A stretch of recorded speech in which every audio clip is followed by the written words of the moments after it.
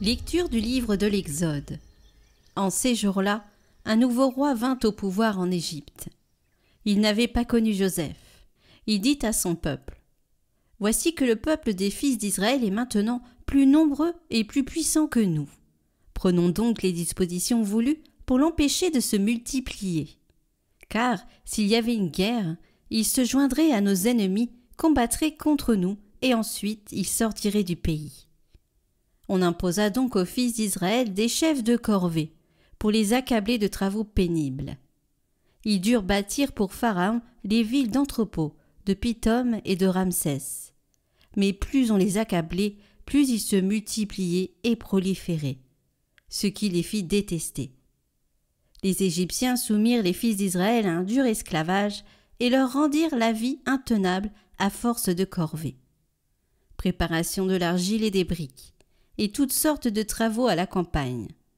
Tous ces travaux étaient pour eux un dur esclavage. Pharaon donna cet ordre à tout son peuple. Tous les fils qui naîtront aux Hébreux, jetez-les dans le Nil. Ne laissez vivre que les filles.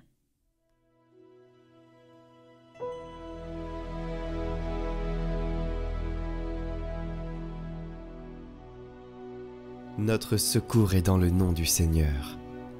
Sans le Seigneur qui était pour nous, qu'Israël le redise.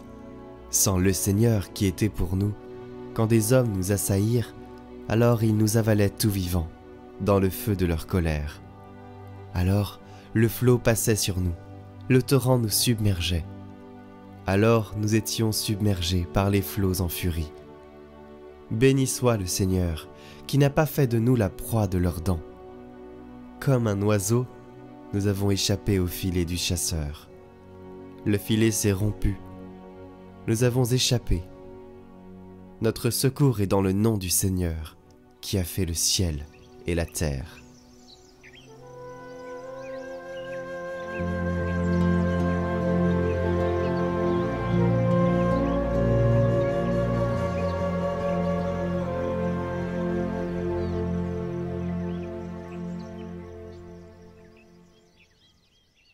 Évangile de Jésus-Christ selon saint Matthieu. En ce temps-là, Jésus disait à ses apôtres : « Ne pensez pas que je sois venu apporter la paix sur terre. Je ne suis pas venu apporter la paix, mais le glaive. Oui, je suis venu séparer l'homme de son père, la fille de sa mère, la belle-fille de sa belle-mère. On aura pour ennemis les gens de sa propre maison. Celui qui aime son père ou sa mère plus que moi n'est pas digne de moi. Celui qui aime son fils ou sa fille plus que moi n'est pas digne de moi. Celui qui ne prend pas sa croix et ne me suit pas n'est pas digne de moi. Qui a trouvé sa vie la perdra. Qui a perdu sa vie à cause de moi la trouvera. Qui vous accueille m'accueille, et qui m'accueille accueille celui qui m'a envoyé. Qui accueille un prophète en sa qualité de prophète recevra une récompense de prophète. Qui accueille un homme juste en sa qualité de juste recevra une récompense de juste. Et celui qui donnera à boire même un simple verre d'eau fraîche à l'un de ses petits en sa qualité de disciple, amen, je vous le dis, non, il ne perdra pas sa récompense. » Lorsque Jésus eut terminé les instructions qu'il donnait à ses 12 disciples, il partit de là pour enseigner et proclamer la parole dans les villes du pays.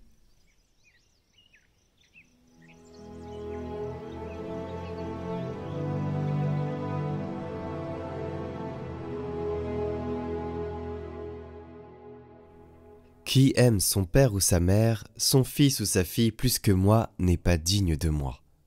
Jésus n'entend certainement pas sous-évaluer l'amour pour les parents et les enfants, mais il sait que les liens de parenté, s'ils sont mis à la première place, peuvent dévier du vrai bien.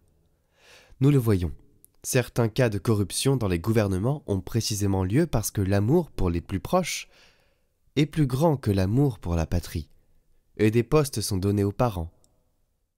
Quand en revanche, l'amour envers les parents et les enfants est animé et purifié par l'amour du Seigneur, alors il devient pleinement fécond et produit des fruits de bien dans la famille, elle-même et bien au-delà de celle-ci. C'est dans ce sens que Jésus dit cette phrase. Rappelons-nous également comment Jésus réprimande les docteurs de la loi qui font manquer leurs parents du nécessaire, sous prétexte de le donner à l'autel, de le donner à l'Église. Il les réprimande. Le véritable amour pour Jésus requiert un véritable amour pour les parents, les enfants. Mais si nous cherchons tout d'abord l'intérêt de la famille, cela conduit toujours sur une mauvaise route. Bonjour à tous, certaines personnes nous demandent où est-ce qu'on prend nos textes. Eh bien, c'est les textes du jour.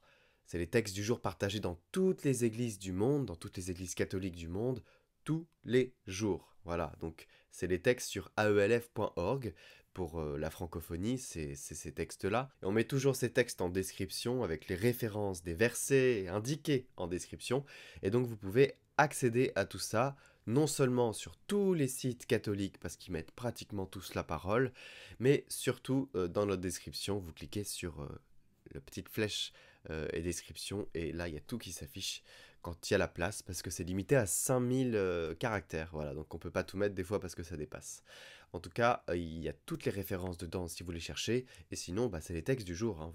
Voilà, vous les cherchez, on ne va pas les afficher sur la vidéo, parce que ça demande un travail supplémentaire qui paraît simple, mais qui ne l'est pas, parce que ça demande à ce qu'on adapte chaque vidéo, et clairement, c'est pas possible, et les enregistrements sont pour la plupart déjà faits, et je ne me vois pas mettre ça. Voilà, c'est pas agréable à entendre, même si peut-être que ça permettrait à ce qu'on se le remémore, mais on dit les évangiles quand c'est de certains évangélistes, mais c'est tout.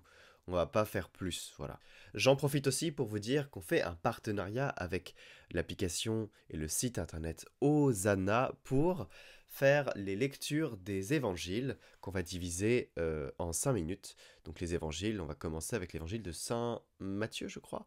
Et voilà, donc on va tous les faire. Ils vont être divisés chaque jour d'août en 5 minutes et vous allez pouvoir les écouter chaque jour. Comme ça, c'est intéressant de lire tous les évangiles et pas juste de lire les textes par jour. Donc voilà, ce sera proposé sur le site Hosanna.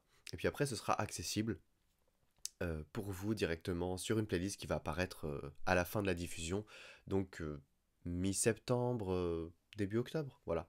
Donc vous aurez, je répète, un accès sur le site Hosanna. Je vais faire une autre vidéo où je vais mettre le lien, tout va être indiqué, mais là c'était juste pour vous prévenir, et vous allez pouvoir accéder à tout ça très bientôt.